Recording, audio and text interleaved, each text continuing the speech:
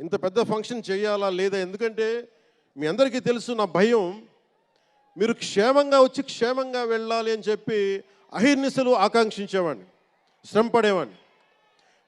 మీకు చిన్న దెబ్బ తగిలితే నా గుండె గాయం అవుద్ది. అందుకని నేను ఎప్పుడు సినిమా ఫంక్షన్ నేను చేసుకోవడానికి ఇబ్బంది నాకు. ఇందాక కూడా వచ్చినప్పుడు చాలా టెన్షన్తో ఉన్నా, ఎవరికైనా దెబ్బలు తగులుతాయి, ఏదైనా అయిపోద్దా అని భయం ఉంది. మనస్ఫూర్తిగా మీ అందరికీ చేతులైతే నమస్కరిస్తున్నా, మీరు క్షేమంగా ఇంటికి వెళ్ళాలి.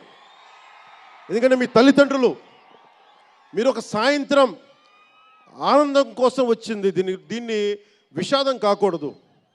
అందుకని మనస్ఫూర్తిగా సినిమాని సినిమాగానే చూడండి.